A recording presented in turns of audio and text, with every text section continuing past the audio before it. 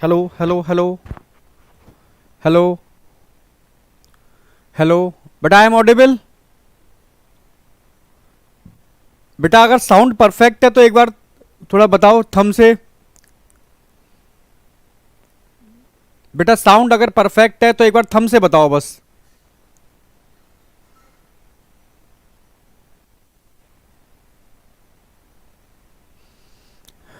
Rank देख के डरना नहीं है बेटा। क्या लिख रहे हो तुम? एनी फियर जब आप लोग रैंक देख के। कोई नहीं, मैं तुम्हें समझाता हूँ, अभी बता रहा हूँ आपको। ओके, सब कुछ ओके है ना? प्रियांशु कुमार ओके, ठीक है। रोशन ओके, ठीक है। Mohit okay. Shibu okay. Sanjay okay. Okay बेटा, सबसे पहले तो good morning all of you, ठीक है। सभी को सुप्रभात, ठीक है। तो सबसे पहले गुड मॉर्निंग बेटा, good morning good morning good morning, ठीक है। चेहरे पे स्माइल होनी चाहिए, टेंशन मत लेकर के आओ, ठीक है। फ्यूचर में क्या होने वाला है पहले से प्रिडिक्ट करके आज टेंशन ले लोगे तो वो नहीं कर पाओगे जो तुम कर सकते हो, ठीक है। तो मैं समझाता हूं, अभी मैं एक मिनट रुको। हाँ, देखो इस बार ये तो फैक्ट है बिल्कुल, जो एविडेंस मिले हैं उससे पेपर लीक हुआ है, ठीक है। और थोड़ा बहुत नहीं, अच्छे से लीक हुआ है, ठीक है। बस अब ये है कि नेक्स्ट ईयर ऐसा ना हो, नेक्स्ट ईयर ऐसा ना हो तो इतना तगड़े तरीके से ट्विटर और इन जितनी भी चीज़ें होती हैं, मैं जानता हूँ एक आम बच्चा इनसे बहुत दूर है, ठीक है। अगर वो नहीं पढ़ा होता तो क्या था, ठीक है। बट हाँ, लोग कर रहे हैं जिसकी वजह से नेक्स्ट ईयर ऐसा हो कि एनटीए पेपर ना बनाए, क्योंकि एनटीए नो डाउट बहुत गड़बड़ कर रहा है, ठीक है, बहुत गड़बड़ कर रहा है। और ये पेपर बने एनएमसी के थ्रू। अगर पेपर एनएमसी के थ्रू बनेगा तो मैं सच कह रहा हूं पेपर बहुत अच्छा होगा, स्टैंडर्ड होगा, इजी मीडियम हार्ड में क्वेश्चन डिवाइड होंगे। वहां जो कट ऑफ जाती है वो 600 के आसपास जाएगी, ठीक है, जो एक्चुअल में जेन्युइन डेटा है, ठीक है। 720 में से 720 रेयरली एक आध किसी बच्चे के आते हैं, ठीक है, जैसे हर साल आते थे उस तरीके का होगा। तो पर ऐसा हो सकता है, ठीक है, ऐसा हो सकता है। तो क्योंकि इस बार इतना ज्यादा बवाल हुआ है, इस बवाल की वजह से नेक्स्ट ईयर चीजें हो सकता है सही हो। तो मैं चाह रहा हूं बवाल और हो, इतने लेवल पर हो कि हाई कोर्ट, सुप्रीम कोर्ट, यहां तक कि मिनिस्ट्री, सबको पता चले कि यार जो हुआ है लाखों बच्चों के भविष्य के संग जो भी किया है इन्होंने गलत किया है। तो इसके लिए सब लोग मिलके बेटा कर ही रहे हैं, ठीक है। तो आप पहले टेंशन मत लो, ठीक है, कि क्या होगा क्या नहीं होगा, ठीक है। फ्यूचर के बारे में अभी से प्रिडिक्ट करोगे तो टेंशन ही टेंशन मिलेगी। पहली बात, रैंक जो इस बार आई है वो मतलब बड़े पैमाने पर जो पेपर लीक हुआ है उसकी वजह से है, ठीक है। आप समझो मेरी बात, क्योंकि जो एविडेंस मिल रहे हैं वो कहीं ना कहीं बता रहे हैं कि हाँ गड़बड़ चीज़ें हुई हैं, चीज़ें गड़बड़ तो हुई हैं। अब किस लेवल पर हुई हैं, कैसे हुई हैं, ठीक है, समझ रहे हो ना? हाँ, तो बेटा चीज़ें हैं, तो इसलिए पहले तो मतलब ऐसा कोशिश करो कि अब नेक्स्ट ईयर 25 में ऐसा कोई सोच के भी ना कर पाए, चाहे कोई भी वो एजेंसी हो, ठीक है। मुझे लग रहा है कि अगर एनएमसी कराएगी पेपर तो बहुत बेटर होगा, बहुत अच्छा होगा, ठीक है। स्टैंडर्ड लेवल होगा, ठीक है, जहां असर्शन रीजन भी खूब अच्छे से होंगे, ठीक है। ऑप्शन बेस्ड क्वेश्चन भी होंगे जैसे पुराने टाइम पर आते थे पेपर। इजी मीडियम हार्ड में डिवाइड होगा। और तरीका भी यही है यार कि पेपर में इजी कुछ परसेंट इजी का होता है, कुछ ठीक है मीडियम का होता है, कुछ हार्ड का होता है। क्योंकि मैं देख रहा हूं कि ये बड़ा मतलब अनबैलेंस्ड पेपर था, इजी था, टाइम कंज्यूमिंग था, ठीक है। उसके बाद भी जो लीक हुआ है ना उसकी वजह से मामला बिगड़ा है। और जो लास्ट टाइम पे जो मार्क्स दिए गए हैं ना, ठीक है, नॉर्मलाइजेशन के लिए, उसने भी गड़बड़ किया है। तो मैं बस कहूंगा एकदम देखो कूल रहो। तुम्हारी कमेंट देखता हूं ना तो मुझे लगता है तुम कहीं ना कहीं मतलब है यार, गलत तो नहीं है कि बच्चा इतनी मेहनत कर रहा है उसके बाद ये चीज़ें दिख रहा है 650 पे भी कुछ नहीं मिल रहा। सर ऐसे तो क्या हो पाएगा, क्या हम कर पाएंगे, क्या हमें करना चाहिए? समझ रहे हो ना मेरी बात? हाँ यार, चीज़ें गड़बड़ हुई हैं, ठीक है, अनएक्सपेक्टेड है। पर मेरी बस यही है इच्छा यार, नेक्स्ट ईयर या आगे ऐसी चीज़ें ना हो, ठीक है, चीज़ें सही रहें। तो उसके लिए नो डाउट जो भी है सब लोग कर रहे हैं, ठीक है। पर आप अपना ये है कि अगर बाई चांस 1% रीनीट हो गया, ठीक है, तो अपनी तैयारी भी ठीक रखो, ठीक है, जो लोग दिया है, जिन लोगों ने नीट, 1% चांस है, फिर गवर्नमेंट ऑर्गेनाइजेशन एक्सेप्ट नहीं करते। ये तो बहुत बड़े पैमाने पे बच्चे केस दायर करें, बड़े पैमाने पर, तो हाई कोर्ट सुप्रीम कोर्ट में जाकर के इसकी सुनवाई हो, और वो मतलब वो भी मतलब समझ रहे हो, चीज़ें सब ऐसी हैं, ठीक है, क्योंकि बहुत खर्चा होता है। एक बार पेपर, एक पेपर कराने में पूरी साल तैयारी होती है, तब पेपर हो पाता है, ठीक है। उसमें ऐसे लोग गड़बड़ कर देते हैं, पर इतना जरूर हो कि यार जो लोग जिन्होंने भी गड़बड़ की है उसकी इंक्वायरी हो और उनके खिलाफ सख्त एक्शन हो, जिससे आगे से कभी किसी बच्चों के भविष्य के संग गड़बड़ ना हो, बस ये बहुत जरूरी है। हाँ मुझे पता है बेटा, ठीक है।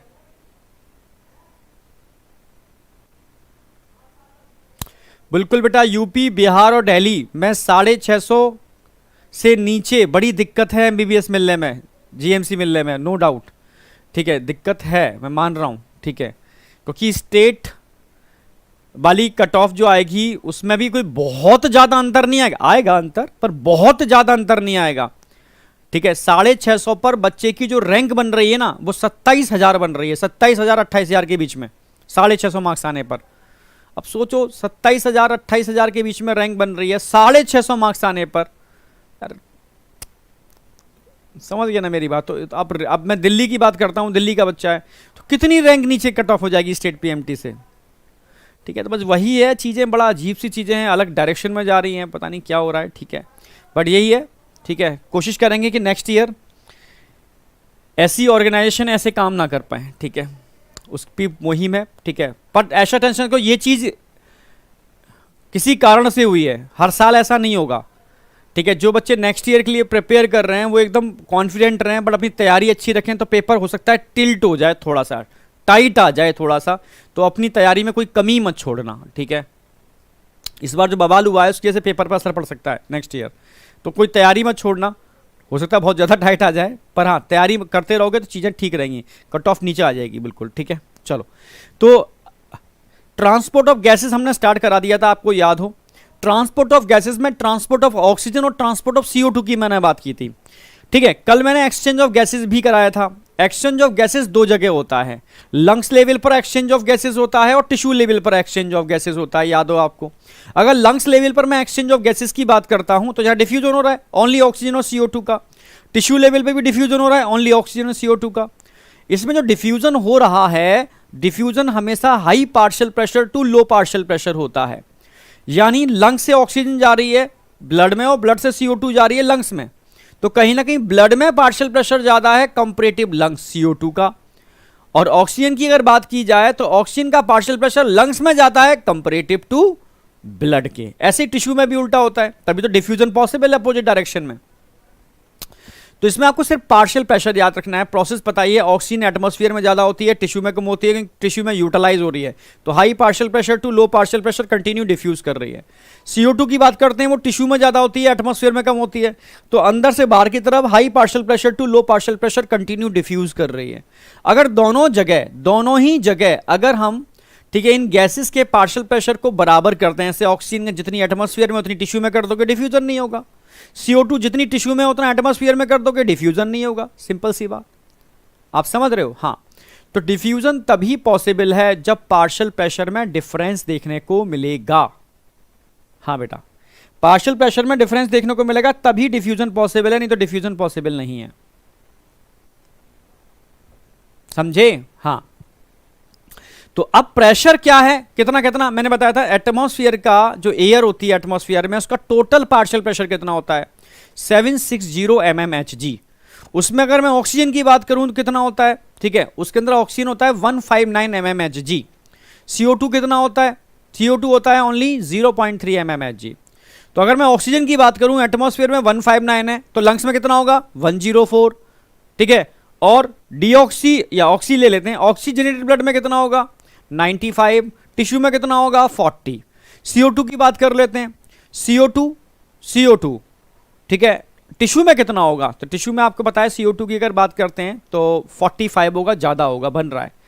डीऑक्सीजनेटेड ब्लड में उसमें भी 45 होगा, आप समझ रहे हो, डिफ्यूजन पहले ऑक्सी में 40 होता है तो डिफ्यूज होकर डीऑक्सी बनाएगा तो 45 हो जाएगा, तो 45 डीऑक्सीजनेटेड ब्लड में भी होता है 45। समझना मेरी बात, डीऑक्सीजनेटेड ब्लड दो जगह होता है, एक तो सिस्टेमिक वेन के अंदर और एक पल्मोनरी आर्टरी। ऐसे ही आपको ध्यान रखना है, ऑक्सीजनेटेड ब्लड भी दो जगह होता है, ठीक है, एक पल्मोनरी वेन और एक सिस्टेमिक आर्टरी, ये इस पर क्वेश्चन आ सकता है। सर्कुलेटरी सिस्टम में कराऊंगा अभी मैं, ठीक है। अब यहां से होता हुआ ये लंग्स में पहुंचेगा तो लंग्स में CO2 कितना होगा 40, बाहर निकल रही है एयर, उसमें CO2 कितना होगा 32, एटमॉस्फेयर में कितना होगा 0.3 mmHg। तो आपको ये पार्शियल प्रेशर का रिड्यूसिंग पैटर्न ध्यान रखना है, घटता हुआ क्रम, ठीक है। ऑक्सीजन बाहर से अंदर घटेगी, CO2 अंदर से बाहर घटेगी। ऑक्सीजन ध्यान रखना है 159, 104, 95, 40, CO2 ध्यान रखना है 45, अगेन डीऑक्सीजनेटेड में 45, लंग्स के अंदर 40, जो एयर निकल रही है उसमें 32 और एटमॉस्फेयर में 0.3। बस इससे काम बन जाएगा आपका। कोई डाउट?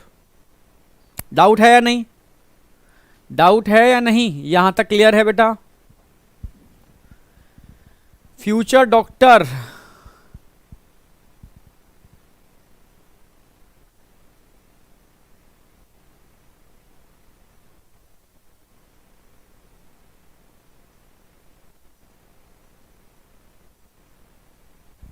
समझ रहे हो ना? हाँ बेटा, ठीक है।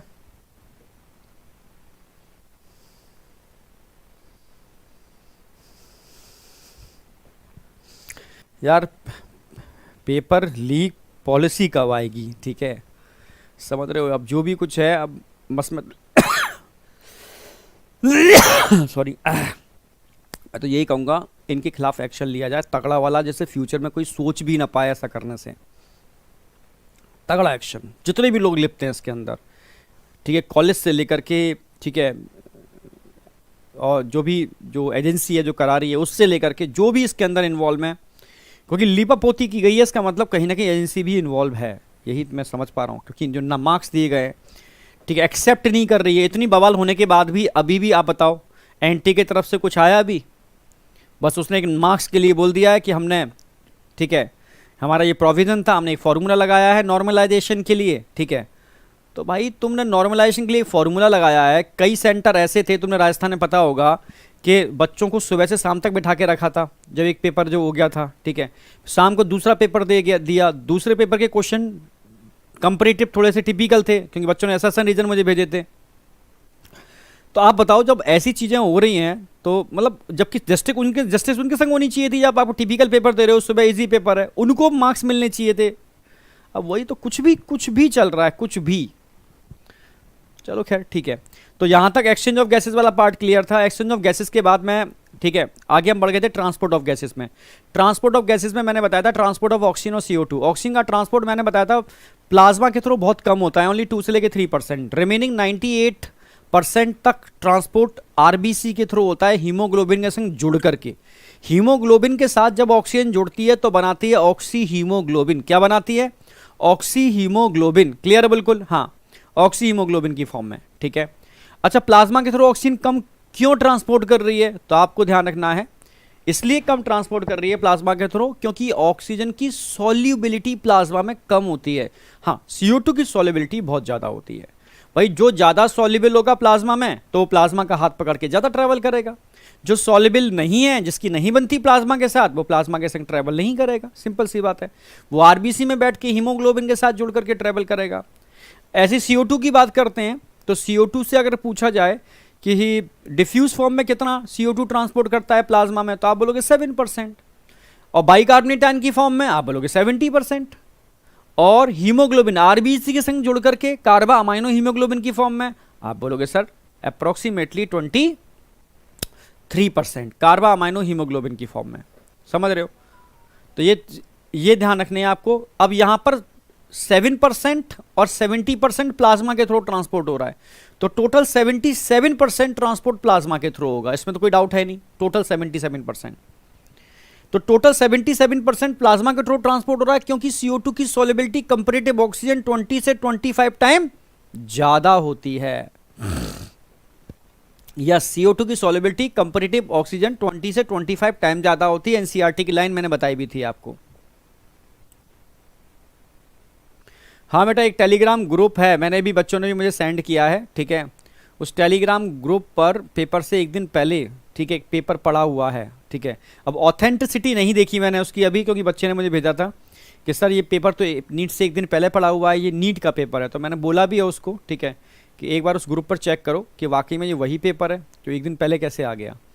तो आप समझ रहे हो, चीज़ें हैं, गड़बड़ तो हुई हैं यार, चीज़ें गड़बड़ तो हुई हैं इस बार। ठीक है, ठीक है। अब ये है कि एक, ठीक है, कुछ बड़े बड़े इन्फ्लुएंसर हैं। ठीक है, इन्फ्लुएंसर का मतलब है जो पब्लिक को इन्फ्लुएंस करते हैं।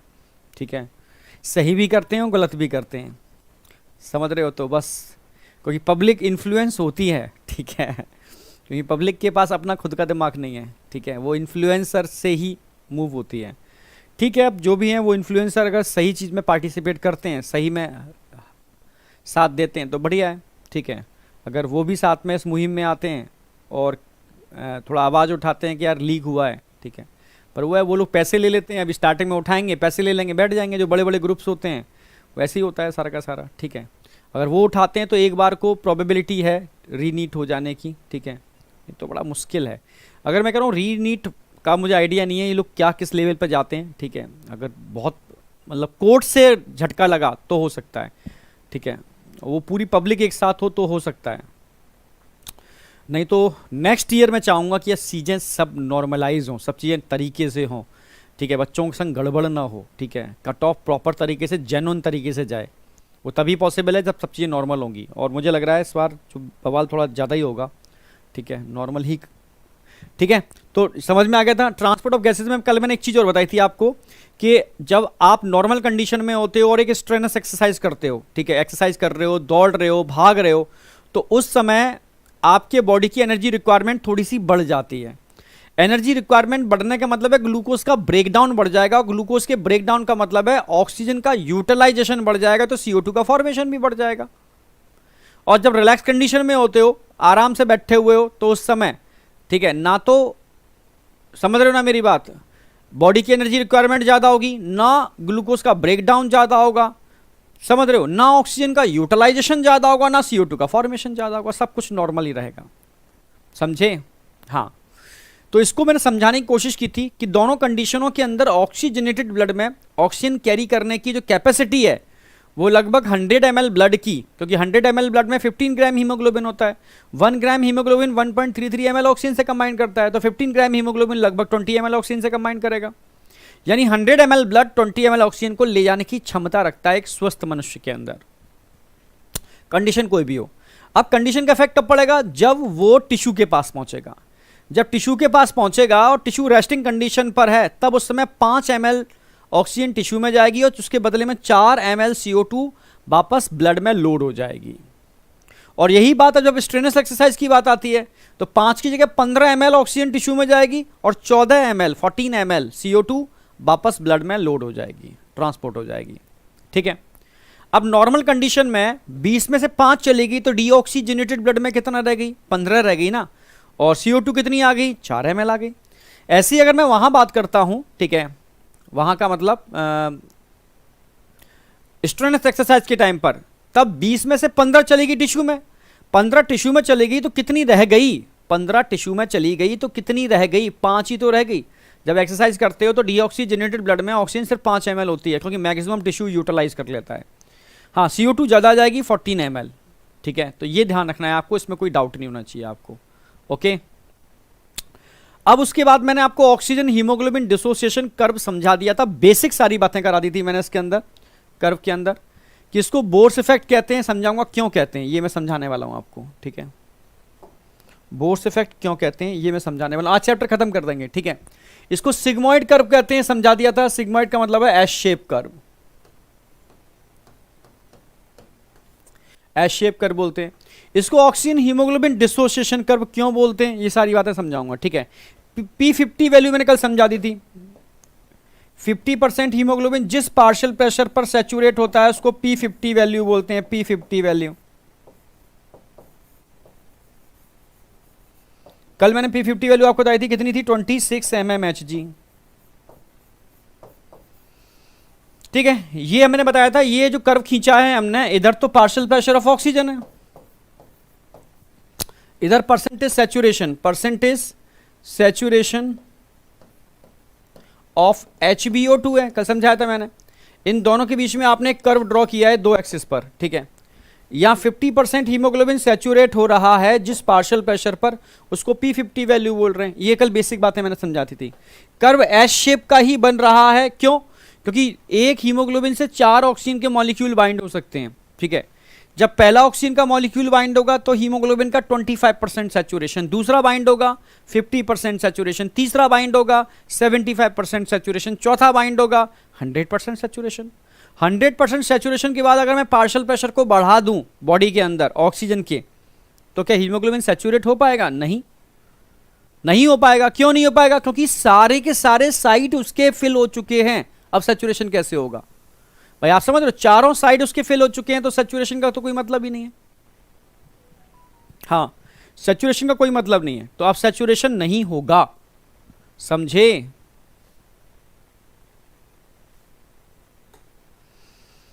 सुमन कुमार कौन है भाई? तुमसे नहीं हो पाएगा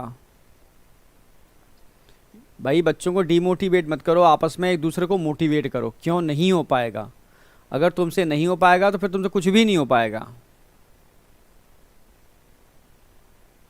नहीं जाएगी बेटा, कट ऑफ 670 680 नहीं होगा, ठीक है। एक्चुअल में मैंने देखो, तुम्हें रीजन समझना होगा, ठीक है। तुम्हें रीजन समझना होगा। जैसे तुम्हारे दिमाग में चल रहा है ना, नेक्स्ट ईयर कट ऑफ क्या इतना होगा, बहुत सारे कारण हैं कट ऑफ बढ़ने के, ठीक है। इस साल बहुत सारे कारण हैं और जेन्युइन कारण है, बहुत जेन्युइन कारण है, ठीक है। इसलिए दिमाग से पहले ये निकाल दो कि नेक्स्ट ईयर ऐसा होगा, हमें तैयारी करनी चाहिए नहीं करनी चाहिए। अगर आपने जुनून पाल रखा है तो करो, ठीक है। अगर 1% भी डाउट है तो नहीं करनी चाहिए। पर इसलिए नहीं करनी चाहिए, जो आप दिमाग में अगर ऐसा आ जाए मैं इसलिए नहीं कर रहा क्योंकि इस बार कट ऑफ बढ़ गई, ठीक है, आप समझ रहे हो, तो नेक्स्ट ईयर कट ऑफ और बढ़ेगी, ऐसा नहीं होगा। क्योंकि इस बार जो हुआ है वो बहुत बड़ी लापरवाही की वजह से हुआ है, ठीक है। इसके एविडेंस सभी देख ही रहे हैं, ऑलरेडी मिल ही रहे हैं, ठीक है। समझ रहे हो ना मेरी बात? तो चीज़ें हैं बेटा, इसलिए तुम समझ रहे हो ना यार। क्लास में होता तो मैं ढंग से और डिस्कस करता, अब क्लास में नहीं हूँ, तुमसे डायरेक्टली फेस टू फेस बात नहीं हो रही है, ठीक है।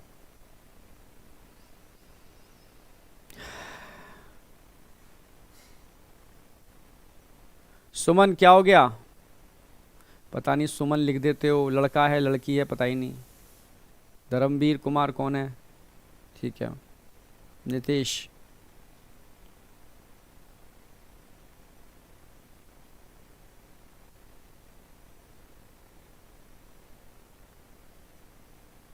सैफा चलो मैं जा रही हूँ, कैटेगरी चेंज करना है, सबसे छोटी वाली कैटेगरी में जाऊंगी। वापस इधर आ जाओ, फालतू की बातें करवा लो तुमसे। यही तो ऑनलाइन का दिक्कत है। ऑनलाइन में तुम क्या होता है, सही जगह ना आकर के डिस्ट्रैक्टेड हो जाते हो, डाइवर्ट हो जाते हो। जो चल रहा है उस पर ना ध्यान देके तुम कहाँ चल रहे हो यार। एक भी बच्चा, ठीक है, ऑक्सीजन हीमोग्लोबिन डिसोसिएशन कर्व की बात नहीं कर रहा, ठीक है। पहले मैं बता दूं बेटा, दिमाग में रख लो, मैं सच कह रहा हूँ। अगर वास्तव में 2025 टारगेट है, ठीक है, तो जो तुम्हें लग रहा है ना कि इस बार कट ऑफ, ठीक है, इतनी हो गई, तो नेक्स्ट ईयर सर और ज़्यादा हो जाएगी, नहीं होगी, ठीक है। अगर नेक्स्ट ईयर भी कुछ ऐसा हुआ तो बच्चों का सिस्टम का, ठीक है, हंगामा हो जाएगा। और नीट का एग्ज़ाम ही समझो, मतलब बच्चा बहुत इरिटेट हो जाएगा, बहुत ज़्यादा, ठीक है। एनटीए सब हटा दिए जाएंगे, बहुत बड़े एक्शन हो जाएंगे, हंगामे हो जाएंगे। इसलिए इस बार हंगामा जितना होना है हो जाने दो, जिससे कि नेक्स्ट ईयर चीज़ें एकदम नॉर्मलाइज हो जाएं, ठीक है। लोगों को पता चले और एक्शन भी होना चाहिए। इसके लिए मैं सच कह रहा हूँ, सबको एक्टिव होना चाहिए, सबको, ठीक है। ट्विटर व्विटर सब पर रेल डालो ढंग से इनको, ठीक है।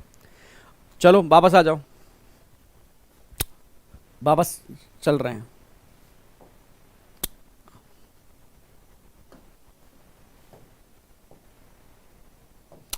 अब देखो, वापस मैं कर्व पर आ गया हूं। ये नॉर्मल कर्व है, ये नॉर्मल कर्व है।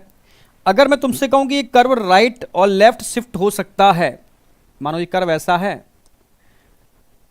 ऐसा है और ऐसा है,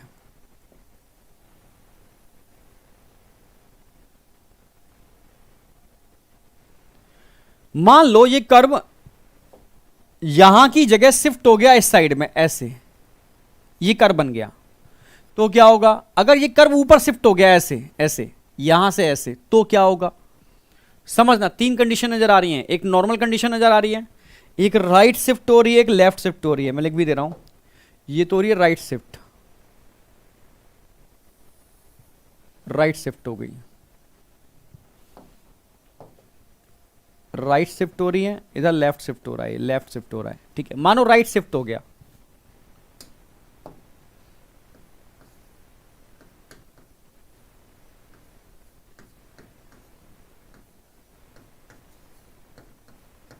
राइट शिफ्ट हो गया। अब बताओ अब क्या होगा? वो कौन सी कंडीशन है जो इस कर्व को राइट साइड शिफ्ट कर देती है, नीचे की साइड शिफ्ट कर देती है, ठीक है। तो ये समझना है। तो राइट साइड शिफ्ट होने का मतलब है कंडीशन फेवरेबल होंगे अनफेवरेबल। ध्यान रखना, जब भी राइट शिफ्ट होगा तो ये अनफेवरेबल कंडीशन होंगे, अनफेवरेबल।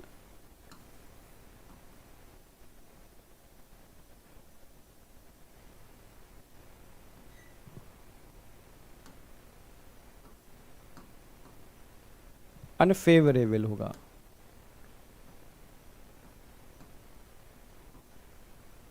अरे क्या हो गया ये?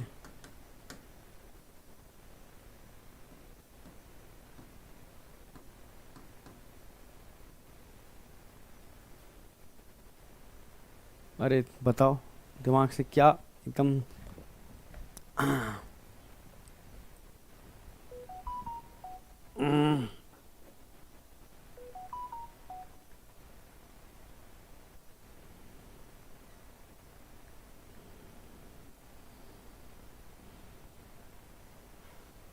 FAVOUR है।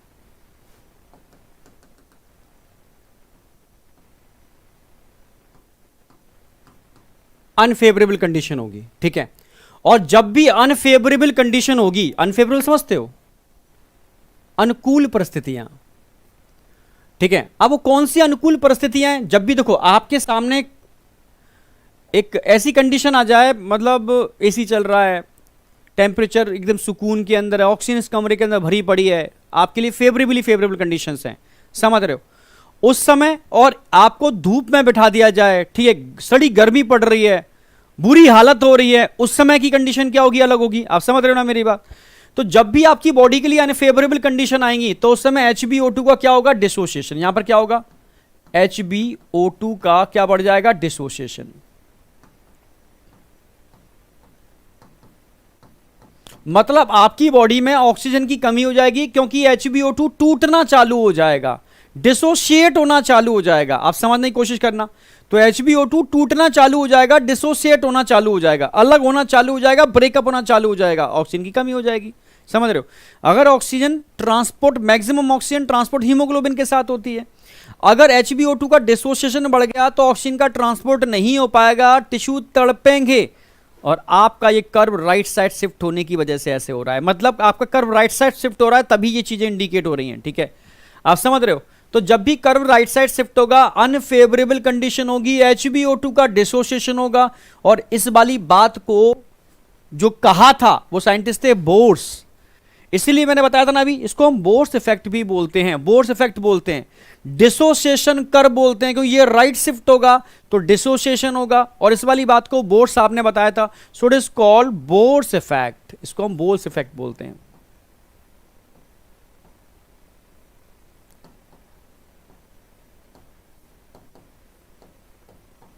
इसको हम बोर्स इफेक्ट बोलते हैं, ठीक है।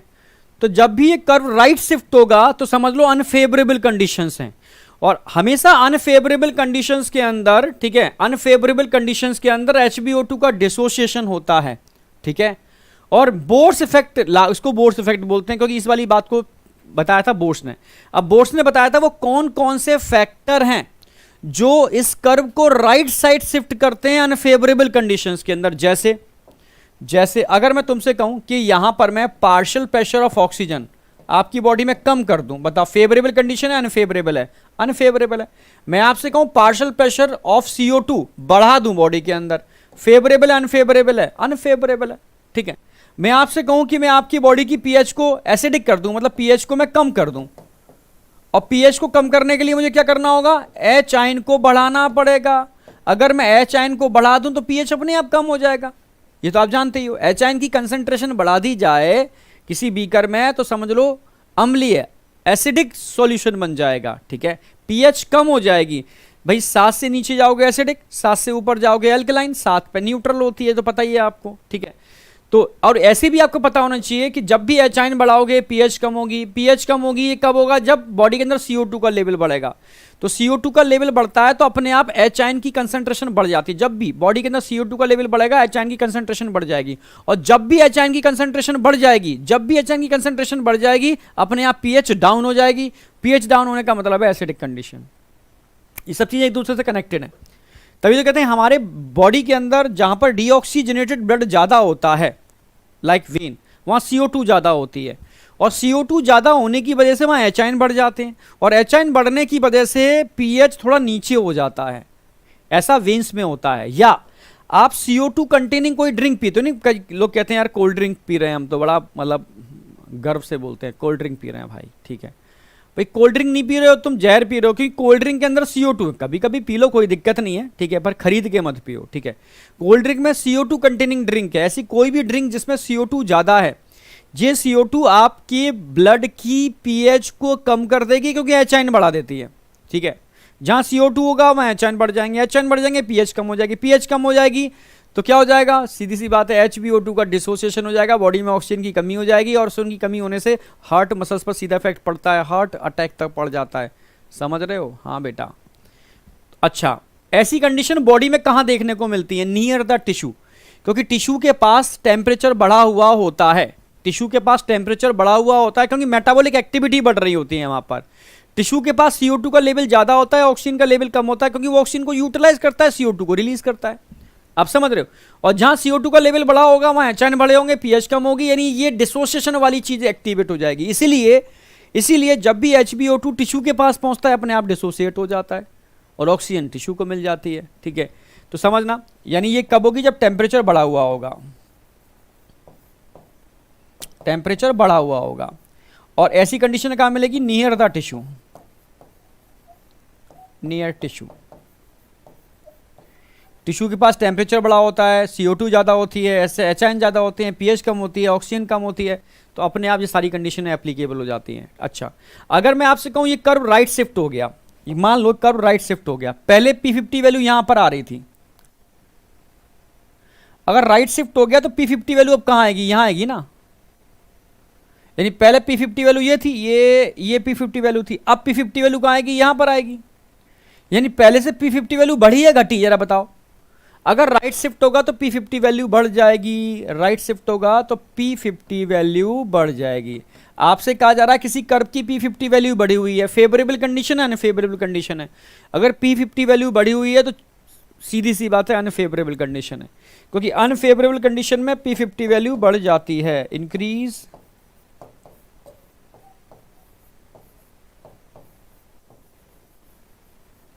जब भी P50 वैल्यू बढ़ी होगी तो इंडिकेशन है कि अनफेवरेबल कंडीशंस हैं, ठीक है, अब समझ में आ गया। और P50 वैल्यू घटा दी जाए तो क्या होगा? फेवरेबल कंडीशंस हैं। अब भाई पहले 50 वैल्यू वहां आ रही है, अब यहां आएगी, ठीक है, तो क्या है? P50 वैल्यू घट गई, P50 कम हो रही है तो भाई P50 कम हो रही है, यहाँ P50 बढ़ रही है, P50 कम हो रही है तो क्या बता रही है? P50 कम हो रही है तो ये बता रही है कि कंडीशंस कैसी है? कंडीशंस यहां पर आकर के फेवरेबल है।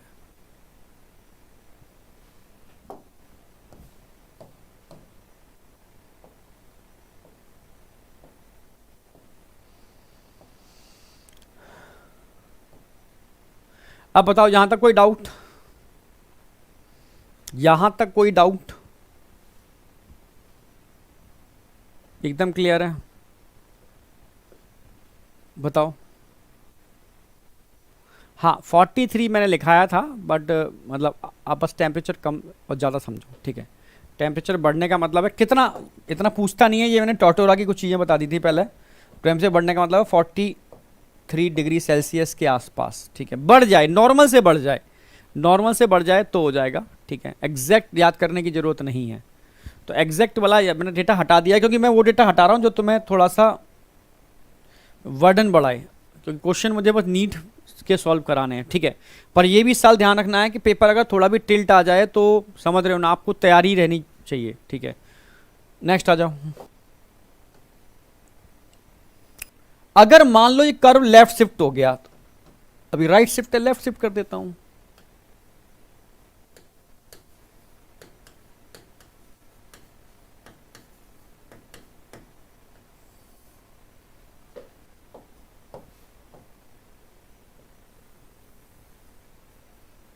तो क्या होगा, वो राइट शिफ्ट किया है, यहां लेफ्ट शिफ्ट कर दिया है हमने, तो क्या होगा?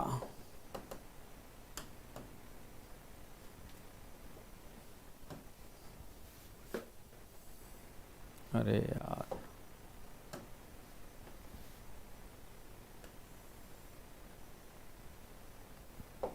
तो क्या होगा? उल्टा कर दो इन सब का, ठीक है। उधर क्या है, अनफेवरेबल, यहां कंडीशन कैसी हो जाएगी, फेवरेबल।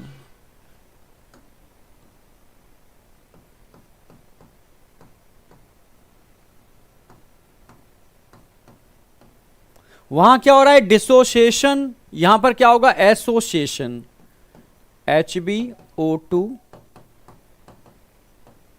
एसोसिएशन, जुड़ जाएंगे, ठीक है। अगला देखो, यहां पर कौन सा फैक्ट लागू हो रहा है, बोर्ड्स ने ये वाली बात बताई थी, दूसरे साइंटिस्ट थे हेल्डेन, इसको हेल्डेन इफेक्ट बोलेंगे।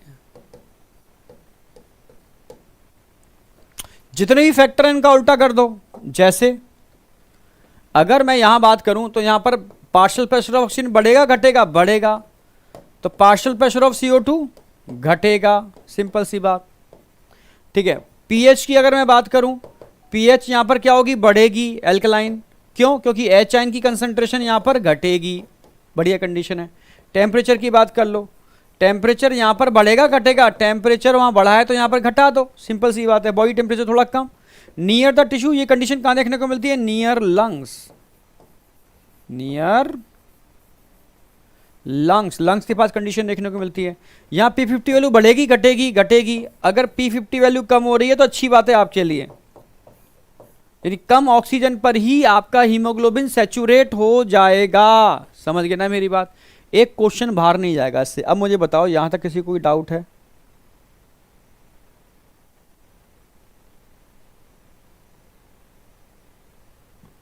यहां तक कोई डाउट है? यहां तक किसी को कोई डाउट शाउट है?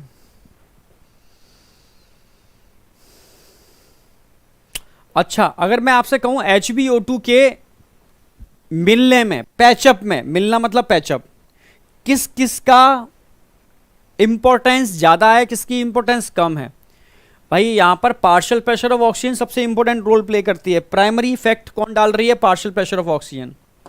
मान लो ऑक्सीजन नहीं होती तो पैचअप किसका होगा, क्वेश्चन आएगा, सारे फैक्टर हैं, ऑक्सीजन है, CO2 है, पीएच है, एच आइन है, टेम्परेचर है, P50 वैल्यू है, मेन इफेक्ट कौन डाल रहा है HbO2 के एसोसिएशन के अंदर, आप समझ रहे हो, HbO2 के एसोसिएशन के अंदर मेन इफेक्ट कौन डाल रहा है, HbO2 के एसोसिएशन के अंदर मेन इफेक्ट, प्राइमरली इफेक्ट,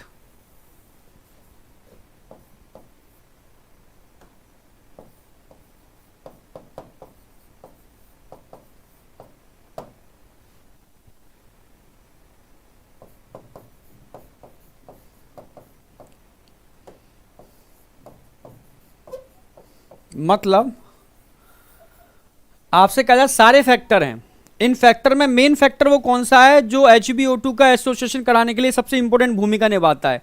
सोचो ऑक्सीजन ही नहीं होगी तो एसोसिएशन किसका होगा, ठीक है, ऑक्सीजन ही नहीं है तो पैचअप किसका होगा, तो नो डाउट HbO2 के एसोसिएशन पैचअप के अंदर ऑक्सीजन की भूमिका सबसे इंपॉर्टेंट होती है, पार्शियल प्रेशर ऑफ ऑक्सीजन, समझ रहे हो भाई, आप समझ रहे हो, partial pressure of oxygen primarily effect the association of HbO2, समझ गए ना मेरी बात। हाँ भाई, पीएच का भी इफेक्ट आता है, CO2 का भी इफेक्ट आता है, एच आयन का भी आता है, टेम्परेचर का भी आता है, पर सबसे इंपॉर्टेंट रोल प्ले करती है यहाँ पर ऑक्सीजन। ऑक्सीजन ही नहीं है तो पैचअप किसका होगा, सारे फैक्टर, जैसे मानो समझ रहे हो, दो लोगों का पैचअप कराना है, या किसी मतलब मोहन के संग किसी का पैचअप कराना है, तो पड़ोसियों की भी ज़रूरत है, पेरेंट्स की भी ज़रूरत है, दोस्तों की भी ज़रूरत है, सबकी ज़रूरत है, पर सबसे इंपॉर्टेंट क्या है भाई, मोहन के संग जिसका पैचअप कराना है उसका होना, अगर वो ही नहीं है तो पैचअप किसका होगा, आप समझ गए ना मेरी बात। हाँ, तो partial pressure of oxygen primarily effect the association of HbO2, ठीक है, NCERT की लाइन है, बाई चांस पूछ ले तो ध्यान रखना है आपको, ठीक है। अब बताओ यहां तक किसी कोई डाउट शाउट है? हाँ, primary partial pressure of oxygen, yes. अब बताओ यहां तक कोई डाउट है? हर 15 दिन में आपका अभी एग्जाम होगा, ध्यान रखना, हर 15 दिन के अंदर, ठीक है, और उसके बाद ये ड्यूरेशन कम होता चला जाएगा, ठीक है, एग्जाम का ड्यूरेशन कम होता चला जाएगा, मतलब जल्दी जल्दी एग्जाम होंगे, जिससे कि थोड़ी सी प्रैक्टिस आपकी बढ़ जाए, ठीक है। यहाँ तक कोई डाउट है किसी को? नहीं, आगे बढ़ रहा हूँ। अच्छा, अब बात करेंगे ट्रांसपोर्ट ऑफ CO2। तो ट्रांसपोर्ट ऑफ CO2 के अंदर मैं बता तो चुका ही हूँ, ठीक है, 3 तरीके से ट्रांसपोर्ट ऑफ CO2 हो रहा है, ठीक है। ये मैं कल बता ही चुका हूँ आपको, कल के लेक्चर में 7% बता दिया था मैंने, 70% बता दिया था और 23% बता दिया था, ठीक है। ये डिजोल्व फॉर्म में हो रहा है, ये HCO3 आयन की फॉर्म में हो रहा है, ये HbCO2 की फॉर्म में हो रहा है, ये दोनों प्लाज्मा के थ्रू हो रहे हैं, ये RBC के थ्रू हो रहा है, सिंपल सी बात है, ये मैं बता चुका था आपको, ठीक है। तो अब ट्रांसपोर्ट कराना है अगर आपको CO2 का, तो सबसे पहले कहाँ जाना पड़ेगा? जहाँ CO2 बनती है वहाँ ट्रक में CO2 लोड होगी। उस फैक्ट्री में जब ट्रक लेके जाओगे तो CO2 को ट्रक में लोड करना पड़ेगा, फिर ट्रक उस फैक्ट्री से चलेगा और उसको ट्रांसपोर्ट करेगा, कहाँ पर? नियर द लंग्स, जहाँ पर CO2 को बाहर निकाला जाएगा। तो CO2 की लोडिंग वहाँ होगी जहाँ CO2 बनती है। तो सबसे पहले CO2 की लोडिंग, भाई कोई चीज़ ट्रांसपोर्ट करनी है तो पहले लोडिंग करोगे, समझ रहे हो? कोई भी चीज़ ट्रांसपोर्ट करनी है तो पहले ट्रक में लोडिंग करोगे तो ट्रांसपोर्ट करोगे, बिना लोडिंग के ट्रांसपोर्ट तो होगा नहीं ना। हाँ, समझे? Happy birthday. ओके, तो चलते हैं बेटा, हैप्पी बर्थडे।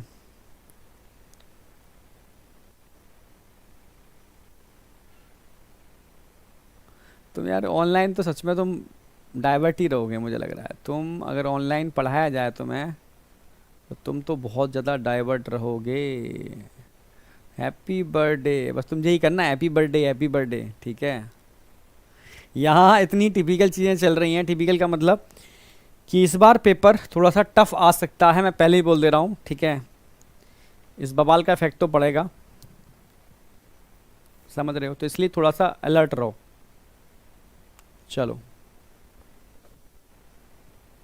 अब सबसे पहले क्या होगा? Loading of CO2। लोडिंग कहाँ होती है? Near the tissue. लोडिंग कहाँ होगी? नियर द टिश्यू, टिश्यू के पास लोडिंग होगी, ठीक है। चलो टिश्यू बना लेते हैं पहले।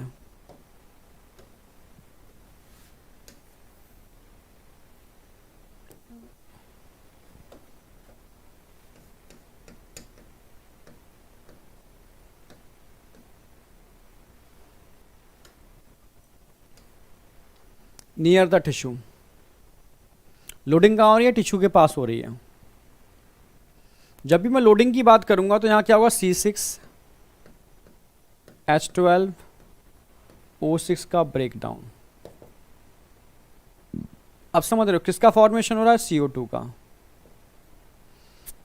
यदि CO2 का पार्शियल प्रेशर क्या होगा? ज़्यादा, ऑक्सीजन का पार्शियल प्रेशर होगा कम, क्योंकि ऑक्सीजन क्या हो रही है? यूटिलाइज हो रही है। CO2 का क्या हो रहा है? फॉर्मेशन हो रहा है, ठीक है। अब समझो, ये एक RBC है, ये RBC-I है,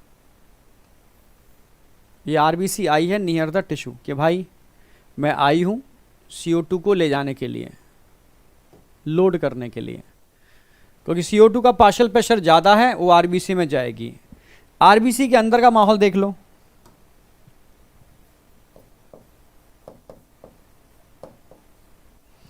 RBC के अंदर का माहौल देखोगे तो अंदर क्या है? RBC के अंदर देखो,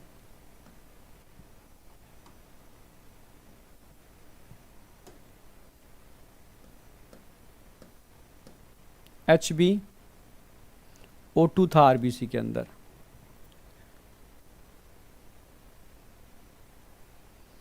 ठीक है। और अब समझो मेरी बात, ये CO2 जो बन रहा है ना, ये सीधा RBC में जाएगा। कितना परसेंट CO2 जाएगा? 23%। कहाँ जा रहा है? सीधा RBC में जा रहा है। RBC में जाकर के जो हीमोग्लोबिन, मैंने बताया था टिश्यू के पास HbO2 का डिसोसिएशन होगा, तो ये CO2 ऑक्सीजन को किक लगाएगा, ऑक्सीजन बाहर, और खुद जुड़ जाएगा और बना लेगा क्या?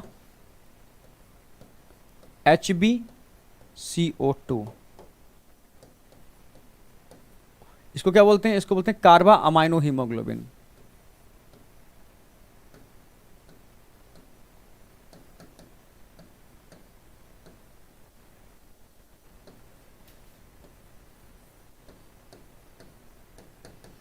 कार्बा अमाइनो हीमोग्लोबिन का फॉर्मेशन हो चुका है कितने percent?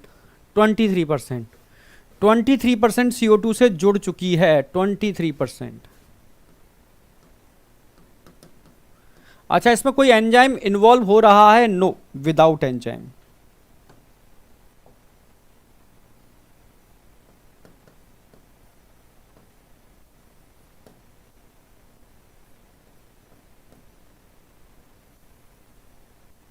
Without enzyme, without enzyme, कोई एंजाइम इसके अंदर इन्वॉल्व नहीं हो रहा इस रिएक्शन के अंदर। ठीक है, क्या इतने से काम चल जाएगा? नहीं, 23% तो लोड हुआ है। अब रिमेनिंग देख लो, 70% CO2 की बात कर रहा हूं, 70% CO2 ये आरबीसी में एंटर कर रहा है। कितना परसेंट CO2 एंटर कर रहा है? 70% CO2 आरबीसी में आया। ये CO2 आरबीसी में आएगा, किससे मिलेगा? H2O से। क्या बनाएगा H2O से मिलकर के? H2CO3। और तुरंत ही यही H2CO3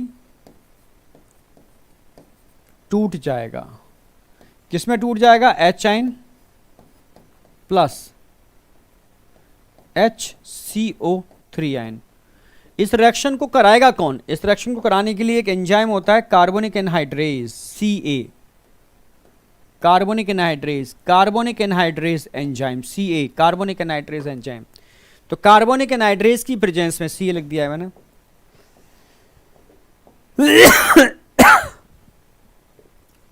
कार्बोनिक एनहाइड्रेज की प्रेजेंस में ये रिएक्शन होगी और H आयन और बाइकार्बोनेट आयन बन जाएंगे। नेगेटिव आयन के लिए आरबीसी की मेम्ब्रेन परमेबल होती है, क्योंकि कुछ ट्रांसपोर्टर प्रोटीन होते हैं जो इस मेम्ब्रेन को सेलेक्टिवली परमेबल बनाते हैं।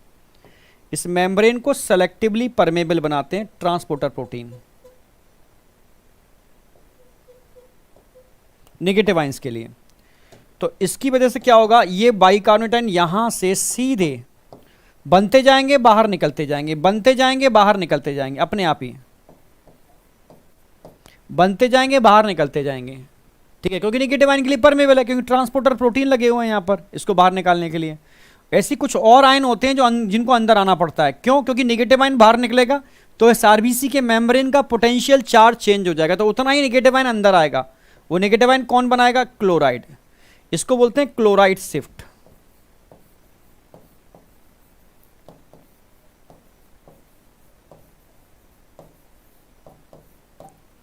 और क्लोराइड शिफ्ट के बारे में, क्लोराइड शिफ्ट क्यों होता है? For maintain potential of plasma membrane. क्यों हो रहा है ये?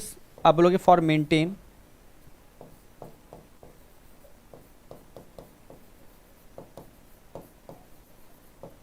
पोटेंशियल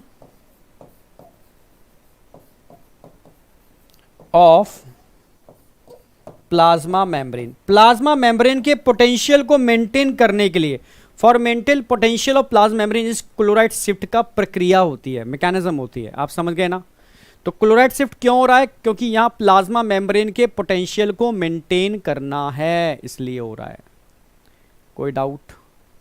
हाँ, यहां पर पोटेंशियल को मेंटेन करना है, इसलिए क्लोराइड शिफ्ट हो रहा है। कोई डाउट?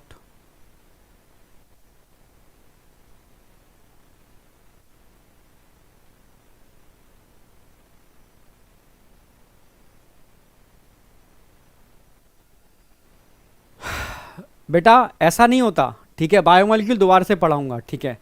हमारी बॉडी में ऐसा नहीं है कि बिना एंजाइम के कोई रिएक्शन ही नहीं होती, ठीक है? एंजाइम सिर्फ एक्टिवेशन एनर्जी को कम करने का काम करते हैं, बस।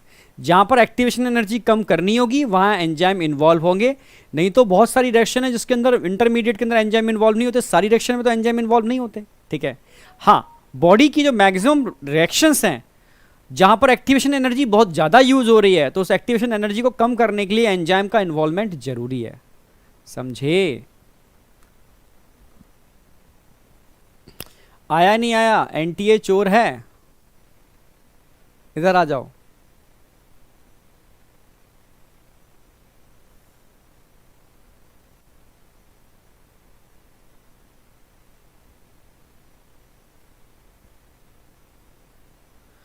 अमाइनो क्यों लगा हुआ है? अरे यार तुम्हें ये भी नहीं पता, ठीक है।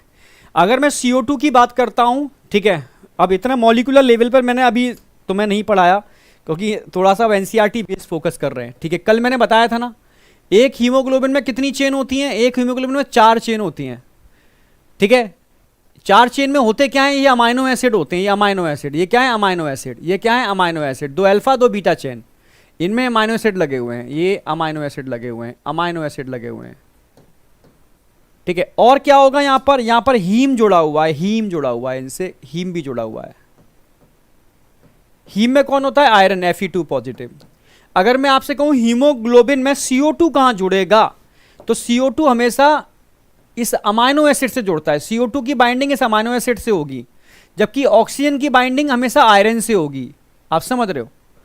ऑक्सीजन की बाइंडिंग हमेशा आयरन से होगी और CO2 की बाइंडिंग अमाइनो एसिड से होगी, ठीक है। 2 अल्फा 2 बीटा चेन है ना, ये अल्फा चेन है, ये अल्फा चेन है, ये बीटा चेन है, ये बीटा चेन है। CO2 हमेशा अमाइनो एसिड, और ये क्या है? अमाइनो एसिड, ये क्या है? Amino acid.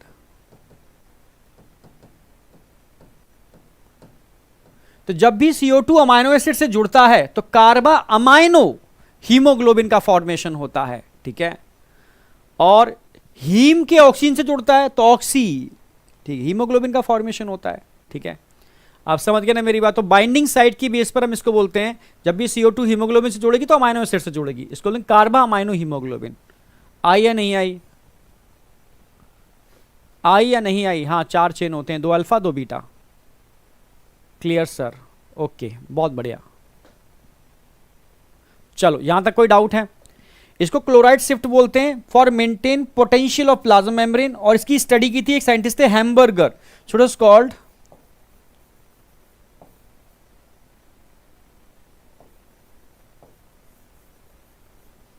Hamburger phenomenon.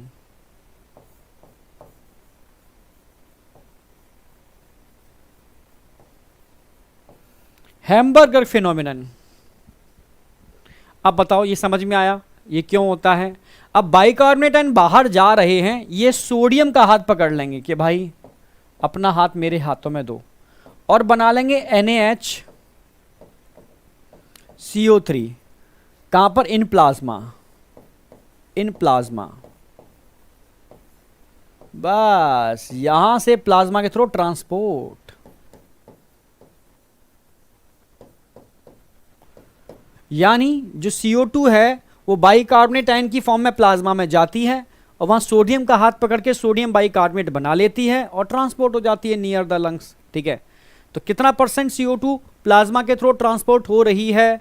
आप बोलोगे 70%। 70% ये ट्रांसपोर्ट हो रही है थ्रू प्लाज्मा बाइकार्बोनेट आयन की फॉर्म में, सोडियम बाइकार्बोनेट आयन की फॉर्म में, ठीक है। यहां तक कोई डाउट? अब अंदर कौन रह गया? अंदर बच गए H आयन, और आपको पता ना जहां पर भी H आयन होंगे वहां तबाही मचेगी, क्योंकि H आयन pH को कम कर देते हैं, और pH कम होते ही मीडियम एसिडिक हो जाता है, और एसिडिक मीडियम में चीजें बर्बाद हो जाती हैं, खत्म हो जाती हैं, तबाही मच जाती है। तो अब इस तबाही को रोकने के लिए यहां काम करेगा हीमोग्लोबिन, क्योंकि हीमोग्लोबिन एक बेहतरीन बफर है। बफर वो होता है जो pH को मेंटेन कर ले, pH को संतुलित कर ले, बढ़ जाए तो कम कर दे, कम हो जाए तो बढ़ा दे, तो बफर का काम होता है। तो अब क्या होगा भाई? इसके अंदर आरबीसी में एक हीमोग्लोबिन नहीं है, 218 मिलियन मॉलिक्यूल होते हैं हीमोग्लोबिन के। एक आरबीसी में मिलियंस मॉलिक्यूल होते हैं, आप समझ रहे? 218 millions molecule present in each RBC. तो अंदर तो हीमोग्लोबिन होगा, यानी HbO2 होगा इसके अंदर, तो ठीक है। अब जैसे ही ये H आयन बढ़ेंगे, यहां पर H आयन का अमाउंट बढ़ेगा, तो तुरंत ही यहां पर हीमोग्लोबिन डिसाइड करेगा कि यार कुछ करना पड़ेगा। ये हीमोग्लोबिन ऑक्सीजन को बाहर निकालेगा, आप समझ रहे हो? ऑक्सीजन सेक्रीफाइस करेगी, और हीमोग्लोबिन H आयन से बाइंड करके HB का फॉर्मेशन करेगा, हीमोग्लोबिनिक एसिड बना देगा। यानी यहां पर हीमोग्लोबिनिक एसिड बन रहा है, इस बेचारे हीमोग्लोबिन को ऑक्सीजन को छोड़ना पड़ा, तब H आयन से बाइंड करेगा, यानी बफर की तरह काम कर रहा है। Haemoglobin act as buffer, haemoglobin act as buffer.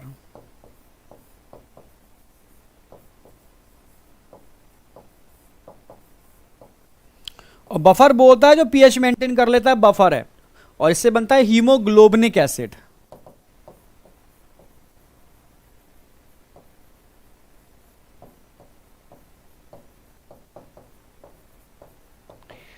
अब बताओ, ये भी ऑक्सीजन रिलीज हो गई, ये भी ऑक्सीजन रिलीज हो गई, यही तो चाहता था टिश्यू।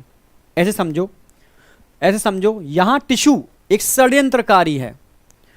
टिश्यू को हर समय ऑक्सीजन की जरूरत है। क्यों? क्योंकि उसको एनर्जी चाहिए। एनर्जी के लिए ग्लूकोज का ब्रेक डाउन करना पड़ेगा। ग्लूकोज का ब्रेक डाउन करना है तो ऑक्सीजन चाहिए। उसको हर समय ऑक्सीजन चाहिए, यानी टिश्यू चाहता है ऑक्सीजन को। यहां टिश्यू चाहता है ऑक्सीजन को और ऑक्सीजन चाहती है किसी और को। वो कोई और कौन है जरा बताओ कमेंट में। यहां टिश्यू चाहता है ऑक्सीजन को पर ऑक्सीजन चाहती है किसी और को। वो कोई और कौन है कमेंट में बताओ जरा। ऑक्सीजन किसको चाहती है? बड़ा मामला ट्रायंगल वाला है, खतरनाक मामला है। टिश्यू तो चाहता है ऑक्सीजन को पर ऑक्सीजन चाहती है किसी और को। वो कोई और कौन है जरा बताओ। CO2। अरे ऑक्सीजन CO2 को थोड़ी ना चाहेगी यार, तुम दिमाग नहीं लगाते हो क्या?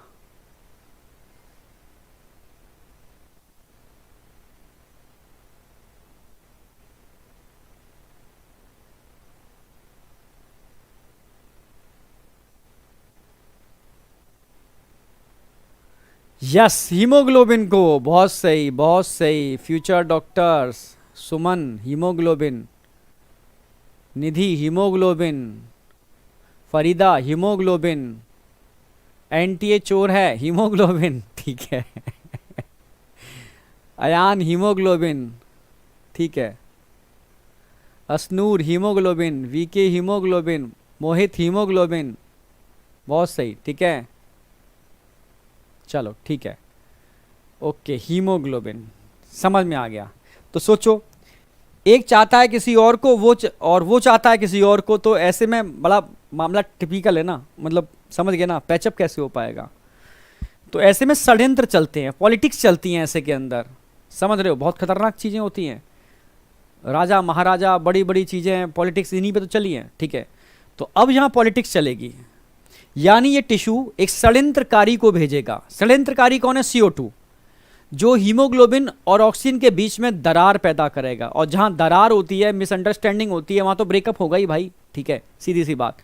तो अब कराना है इन दोनों के बीच में ब्रेकअप। तो ब्रेकअप कराने के लिए एक षड्यंत्रकारी आएगा CO2, जो HbO2 के बीच में दरार डालेगा और ब्रेकअप कराएगा, और खुद ये CO2 इस हीमोग्लोबिन से जुड़ जाएगा, तभी तो ऑक्सीजन रिलीज होगी। समझ रहे हो क्यों? क्योंकि ऑक्सीजन की जरूरत किसको है? ऑक्सीजन की जरूरत टिश्यू को है। ये टिश्यू चाहता है इस ऑक्सीजन को। ये ऑक्सीजन तभी इसके पास आएगी जब इसके पास कोई और ऑप्शन नहीं होगा। समझ रहे हो? इसीलिए इस टिश्यू ने एक षड्यंत्रकारी को भेजा, CO2। ये CO2 जाती है और डायरेक्ट ब्रेकअप करती है without any enzyme. Direct breakup करती है, जाती है प्रेशर से, समझ रहे हो ना, खुद जुड़ जाती है, ऑक्सीजन बाहर निकल गई। इसमें कोई एंजाइम मतलब कार्बोनिक एनहाइड्रेज इसके अंदर यूज नहीं हो रहा। आप समझ रहे हो? हाँ, कार्बोनिक एनहाइड्रेज यहां पर यूज नहीं हो रहा, डायरेक्ट CO2 का ब्रेकडाउन हो रहा है और कार्बा अमाइनो हीमोग्लोबिन बन रहा है। रिमेनिंग 70% CO2 गई, ठीक है, ये H2O से मिली और H2CO3 बनाया कार्बोनिक एनहाइड्रेज की प्रेजेंस में, तुरंत ही टूटेगा H ना बाइकार्बोनेटाइन में। अब यहां CO2 RBC से बाहर निकलेगी, पर कह के जाएगी कि मुझे जाना पड़ रहा है बाहर, मेरा अधूरा काम तुझे पूरा करना है। तो ये H आइन समझना, ये H आइन CO2 का अधूरा काम पूरा करते हैं। ये H आइन CO2 का अधूरा काम पूरा करते हैं। और समझ रहे हो, क्योंकि एसिडिक मीडियम होगा तो मजबूरी बस इस हीमोग्लोबिन को H आइन से जुड़ना होगा, जिसकी वजह से CO2 निकल जाती है इसके हाथ से, ठीक है, ब्रेकअप हो जाता है, मतलब दरार पड़ जाती है और HHB का फॉर्मेशन हो जाता है। काम सक्सेस भाई, CO2 का मिशन पूरा। CO2 को छोड़ना था, छोड़ दिया। 70% ऑक्सीजन इधर से आ गई, 23% ऑक्सीजन इधर से आ गई, बाद बाकी डिवीजन से आ गई।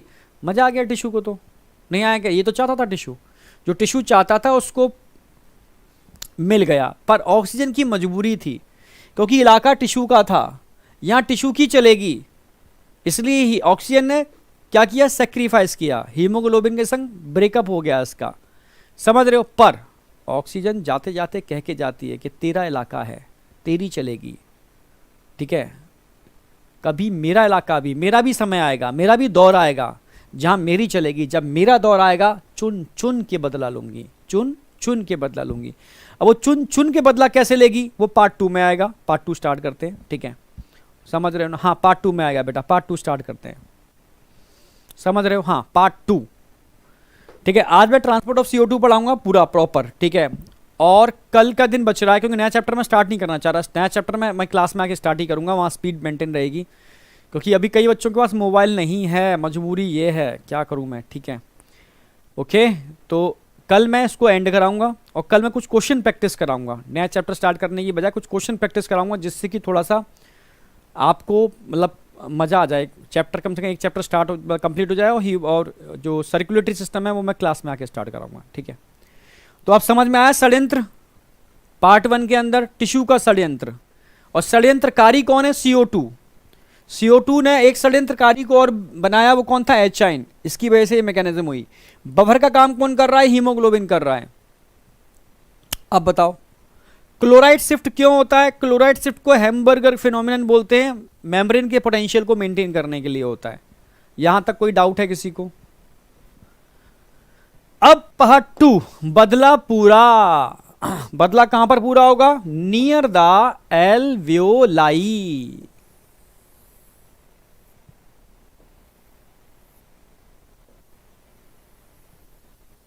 यहां आके बदला पूरा होगा, alveoli. Partial pressure of oxygen alveoli में बहुत ज्यादा होता है, 104 mmHg। इलाका किसका है? इलाका है एल्वियोलाई का। तो अब चुन चुन के बदला लेगी, कुछ भी नहीं है। जो मैंने पार्ट 1 में कराया था ना, बस पार्ट 2 में रिवर्स हो जाएगा। जैसे करण अर्जुन मूवी थी, देखा होगा, इंटरवल से पहले करण अर्जुन की डेथ हो जाती है। कुछ विलन होते हैं डेजर्ट रेगिस्तान के अंदर, घोड़ों पर बैठ करके करण अर्जुन को मार देते हैं उसकी माँ के सामने, ठीक है। तो माँ कहती है कि करण अर्जुन को दोबारा आना पड़ेगा, ये चीज़ें फिर से रिपीट होंगी, बदला पूरा होगा, तभी मेरे प्राण निकलेंगे। मेरे प्राण नहीं निकलेंगे। मंदिर के सामने घंटा बजाती रहती है बुढ़ापे तक। फिर से करण अर्जुन का तुरंत ही जन्म होता है कहीं, करण अर्जुन बड़े होते हैं, फिर करण अर्जुन वहीं आते हैं। अब सब कुछ उल्टा होगा। पहले विलन घोड़े पर थे और विलन के हाथ में तलवारें थी, सत अमरीशपुरी भी था उसके अंदर, ठीक है। फिर उल्टा हो गया, अब करण अर्जुन घोड़े पर है, उनके हाथ में तलवारें हैं, और विलन नीचे पड़े हुए हैं, बूढ़े हो चुके हैं, ठीक है। और करण अर्जुन, ठीक है, विलन के ऊपर अटैक करते हैं, उनको मारते हैं, यानी बदला पूरा। तो वही रिवर्स होगी कहानी, सब कुछ वैसा ही होगा, पर चीज़ें उल्टी हो जाएंगी। अब देखो, अब उल्टी कैसे होंगी समझना। RBC आ गई नियर द लंग्स, RBC आ चुकी है। अभी रिएक्शन करके दिखाई थी ना मैंने आपको, रिएक्शन दिखाई थी मैंने क्या, कि यहां पर HbO2 था, फिर एरो बनाया था मैंने और HbCO2 बनाया था, HbCO2 याद आ गया, सेम यही रिएक्शन थी। फिर यहां मैंने CO2 को एंटर कराया था, CO2 को H2O से जोड़ा था, और जोड़ करके मैंने H2CO3 बनाया था। तुरंत ही मैंने H2CO3 को तोड़ा था H आइन प्लस HCO3 आइन के अंदर। नीचे भी मैंने एक रिएक्शन दिखाई थी जहां पर HbO2 था और आगे बन रहा था HB। यही तो रिएक्शन थी सारी की सारी, पर सारे एरो ऐसे थे। अब मैं एरो को उल्टा कर दूंगा बस, और कुछ भी नहीं। एरो रिवर्स करूंगा, एरो रिवर्स करूंगा, एरो रिवर्स कर दूंगा, बस सारे एरो रिवर्स हो जाएंगे, सारे ही एरो रिवर्स हो जाएंगे, सारे एरो रिवर्स हो जाएंगे। इतना ही नहीं, यहां मैंने एक प्रोटीन दिखाई थी, आपको याद हो, एक प्रोटीन,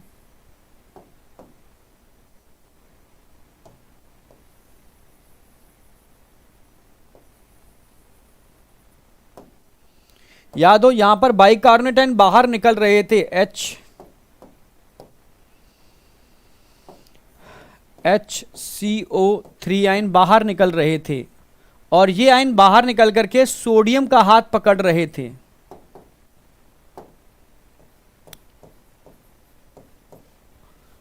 और NaHCO3 का निर्माण कर रहे थे, याद आ गया।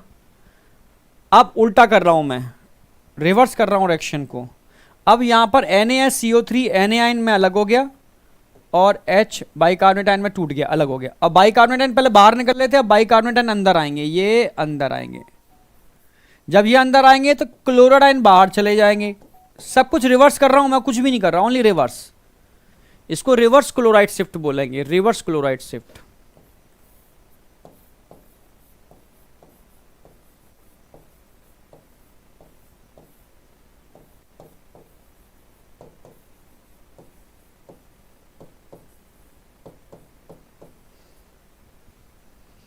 रिवर्स क्लोराइड शिफ्ट, ठीक है,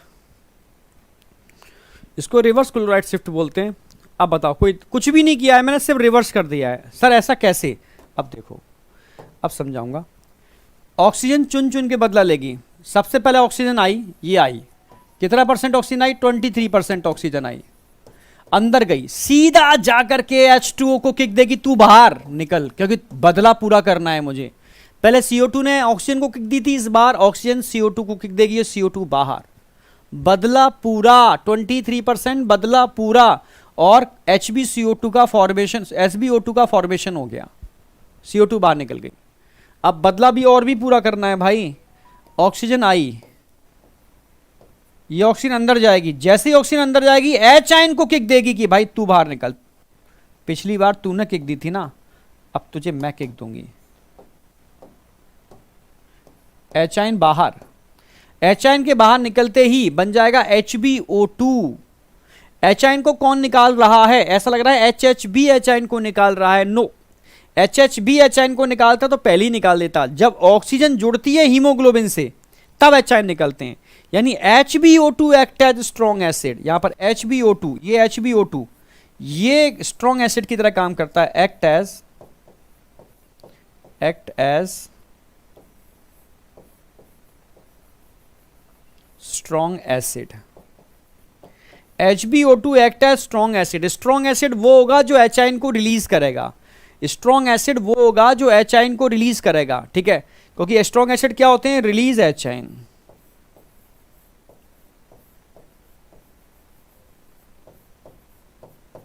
जो H आयन को रिलीज कर रहा है वो स्ट्रॉन्ग एसिड है, सिंपल सी बात। जो H आयन को रिलीज कर रहा है वो स्ट्रॉन्ग एसिड है, समझे? हाँ, unloading of CO2 near the alveoli. Sir buffer का काम कौन करेगा? अब समझो, जो H आयन को न्यूट्रल कर रहा है, पिछली बार H आयन को हीमोग्लोबिन ने न्यूट्रल किया था। जैसे ही H आयन इकट्ठे होना चालू हो जाते हैं आरबीसी के अंदर, तुरंत ही लंग्स के पास सोडियम बाइकार्बोनेट आयन टूटना चालू हो जाते हैं, सोडियम अलग ये अलग, और ये अंदर आना चालू हो जाते हैं, और ये अंदर आकर के H आयन से बाइंड करते हैं, यानी act as strong acid, sorry act as buffer. Buffer कौन है? बफर वो है जो pH को न्यूट्रल करना जानता है। जो pH को न्यूट्रल करना जानता है वो बफर है, सिंपल सी बात। जो pH को न्यूट्रल करना जानता है वो बफर है।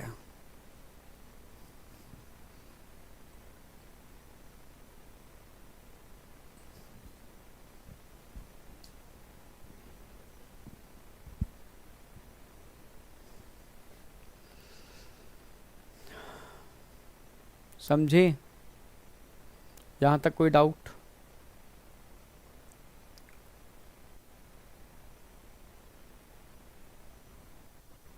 भाई बता तो दो।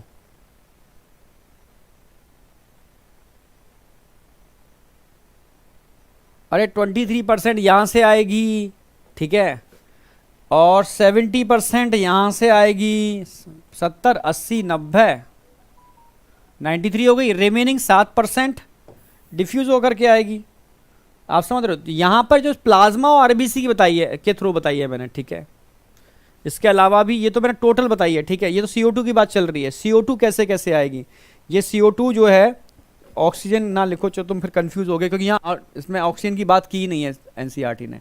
बस ध्यान रखो, जितनी CO2 जा रही है लगभग उतनी ऑक्सीजन जा रही है ना, तुम फिर कैलकुलेट करना चालू कर दोगे।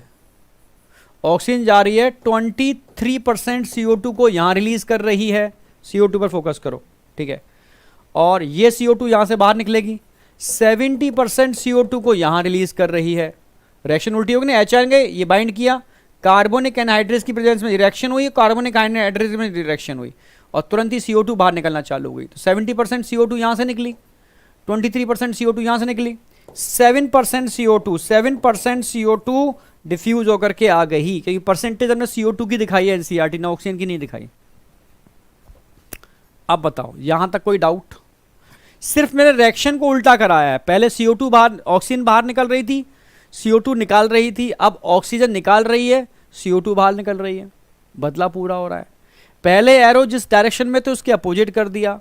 पहले बाइकार्बोनेट आयन बाहर निकल रहे थे, अब बाइकार्बोनेट आयन अंदर आ रहे हैं।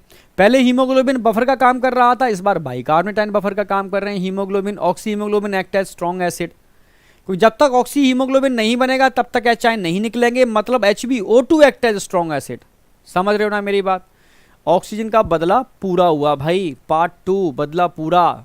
रिवर्स क्लोराइड शिफ्ट को हैम्बर्गर फिनोमिनन नहीं बोलते, सिर्फ क्लोराइड शिफ्ट को हैम्बर्गर फिनोमिनन बोलते हैं।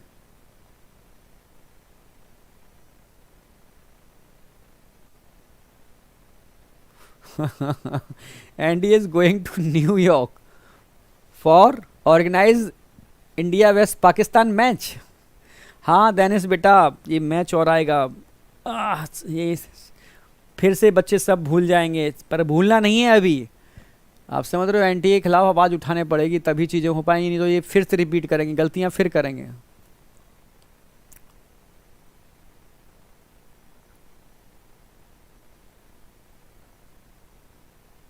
यस, एक आरबीसी के अंदर 218 मिलियन हीमोग्लोबिन के मॉलिक्यूल होते हैं, एक नहीं होता। तो जो हीमोग्लोबिन ऑक्सीजन को कैरी करता है वो CO2 को कैरी नहीं करेगा, जो CO2 को कैरी करेगा वो ऑक्सीजन को कैरी नहीं करेगा। आप समझ रहे हो ना? देखो एक बार में कोई एक ही बाइंड होगा, उस हीमोग्लोबिन से पहले ऑक्सीजन बाइंड थी, फिर CO2 बाइंड हुई, फिर CO2 बाइंड हुई तो ऑक्सीजन। समझ रहे? एक ही बाइंड करेंगे, एक ही हीमोग्लोबिन से एक बार में दोनों साथ साथ बाइंड नहीं कर सकते।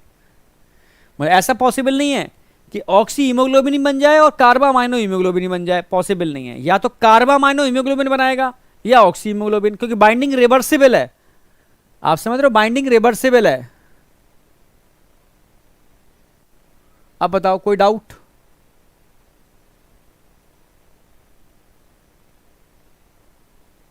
हाँ दोनों को कैरी करता है, यस। वही हीमोग्लोबिन बारी बारी दोनों को कैरी करता है, क्योंकि दोनों की बाइंडिंग रिवर्सिबल है। अगर कार्बन मोनोऑक्साइड अंदर एंटर कर जाती तो मामला बिगड़ जाता, क्योंकि वो परमानेंट बॉन्ड बना लेती हीमोग्लोबिन के साथ। ठीक है, फिर किसी और की बाइंडिंग पॉसिबल ही नहीं थी, परमानेंट बॉन्ड बन जाने की वजह से। समझ गए ना मेरी बात? अब बताओ यहां तक कोई डाउट है? कोई भी क्वेश्चन पूछने, यहां से मुझे तुम्हारे कमेंट नहीं दिख पाते, पास ही से दिखते। BMS no sir.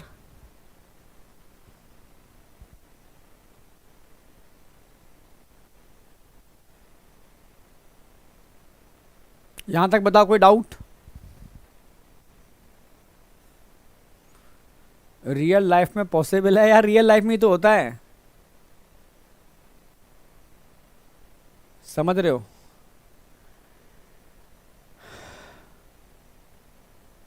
हाँ बारी बारी से करेगा भाई। जब ये हीमोग्लोबिन ऑक्सीजन से बाइंड करेगा तो CO2 से नहीं करेगा, जब CO2 से बाइंड करेगा तो ऑक्सीजन से नहीं करेगा। आप समझ रहे हो ना मेरी बात? ठीक है भाई, वहां पर ऑक्सीजन से, यहां पर देखो, वहां पर अभी टिश्यू के पास मैंने CO2 की बाइंडिंग दिखाई थी तो ऑक्सीजन बाहर निकल गई थी, यहाँ ऑक्सीजन की बाइंडिंग दिखाई है तो CO2 बाहर निकल गई है। दोनों एक साथ बाइंड नहीं कर सकते। समझ गए ना मेरी बात? सेम हीमोग्लोबिन से, पर एक आरबीसी में CO2 और ऑक्सीजन दोनों रह सकते हैं। समझ रहे हो? मानो ऐसे समझो, एक आरबीसी है,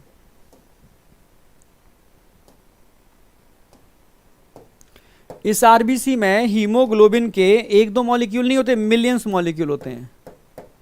एक आरबीसी में हीमोग्लोबिन के मिलियंस मॉलिक्यूल होते हैं।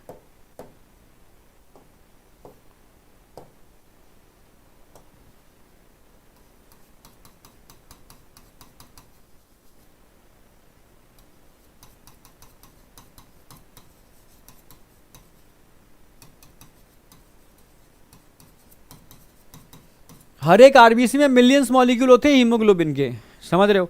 यानी एक बस जिस हीमोग्लोबिन से ऑक्सीजन बाइंड करेगी उससे CO2 नहीं करेगी, बस जिससे CO2 करेगी उससे हीमोग्लोबिन ऑक्सीजन नहीं करेगी। यानी एक हीमोग्लोबिन से या तो ऑक्सीजन करेगा या CO2 करेगा, पर एक आरबीसी में ऑक्सीजन और CO2 दोनों बैठ सकते हैं। यानी एक आरबीसी ऑक्सीजन और CO2 दोनों को लेके जा सकती है एक साथ, पर एक हीमोग्लोबिन किसी एक को ही लेके जाएगा, ऑक्सीजन या CO2 को, समझ रहे हो, एक बार में एक की बाइंडिंग होगी। पर आरबीसी में बहुत सारे हीमोग्लोबिन होते हैं तो दोनों बैठ सकते हैं। तभी तो बोला था मैंने, डीऑक्सीजनेटेड ब्लड के अंदर ऑक्सीजन भी होती है और CO2 भी होता है, ठीक है। अब बताओ कोई डाउट? क्लियर है, यहाँ तक डाउट नहीं होना चाहिए। रेगुलेशन आज नहीं कराऊंगा, कल करा दूंगा ये मैं, कल क्वेश्चन प्रैक्टिस भी कराऊंगा। अब एक एनसीईआरटी की लाइन है, उसको क्लियर करा दूं पहले मैं।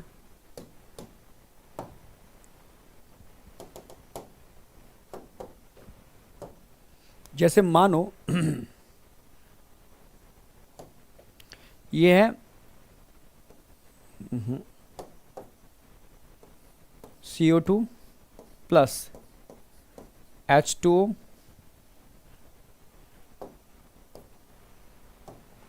रिएक्शन ऐसे होगी, रिवर्सिबल दिखा दो,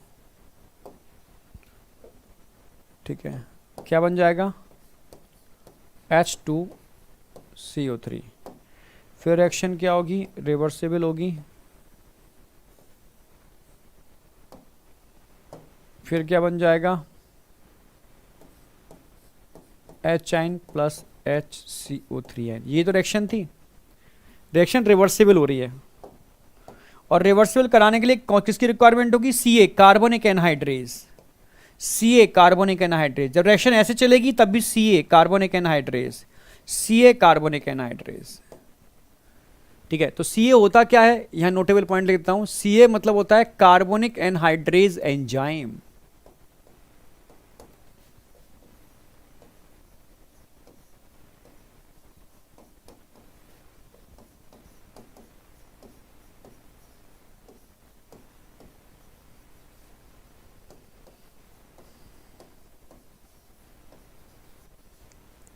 कहां प्रेजेंट होता है? Present in RBC। Small amount also present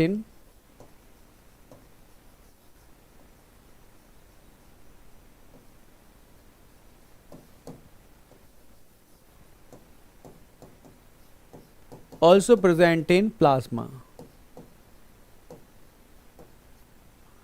plasma में भी मिलता है और आरबीसी में भी मिलता है कार्बोनिक एनहाइड्रेज।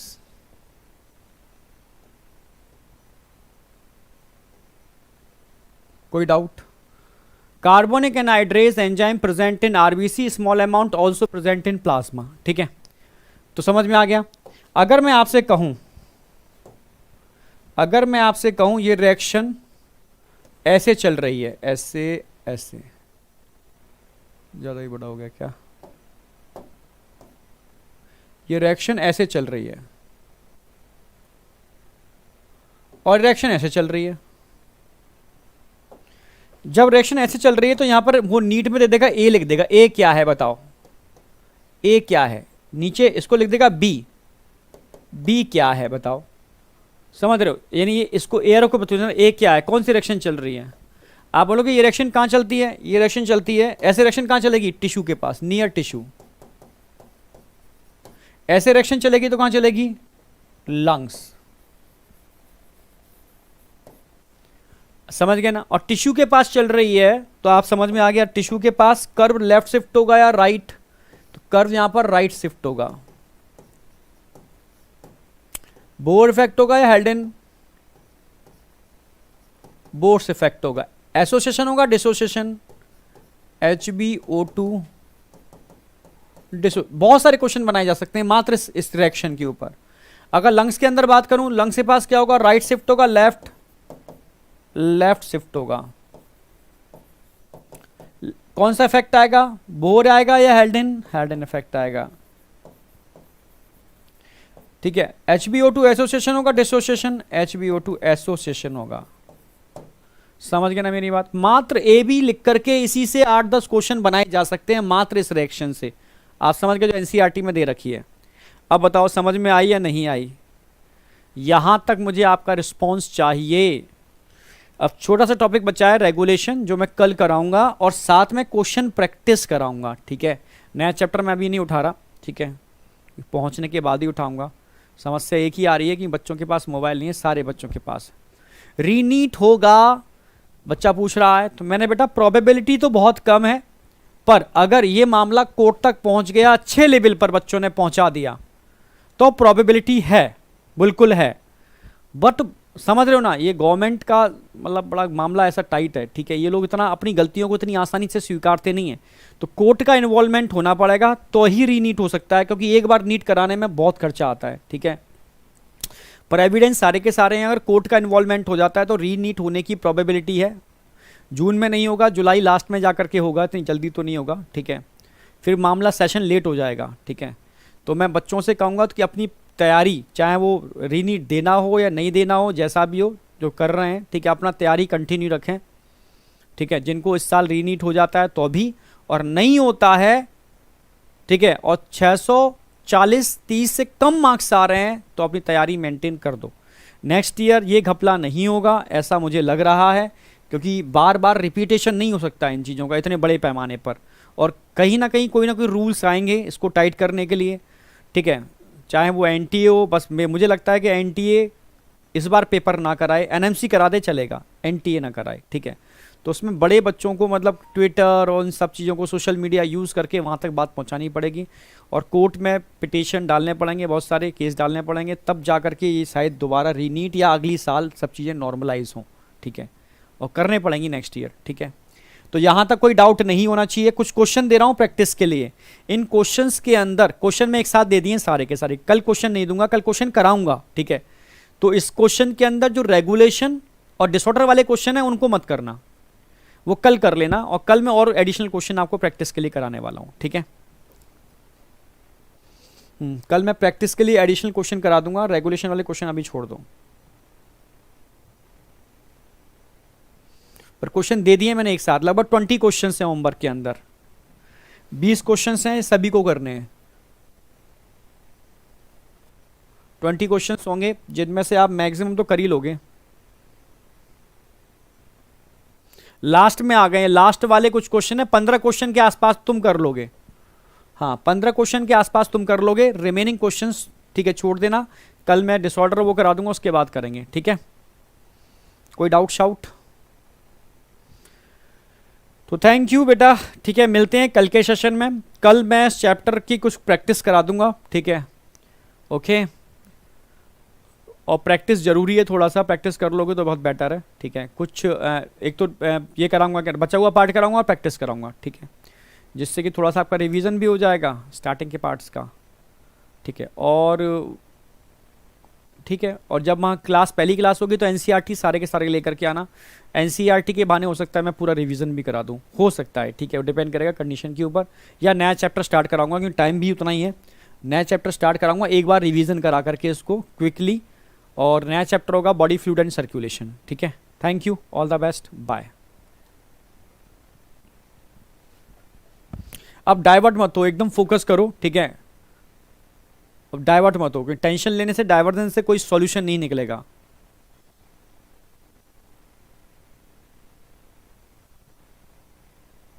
संडे का तो मुझे पता नहीं है, बट मंडे को क्लास है।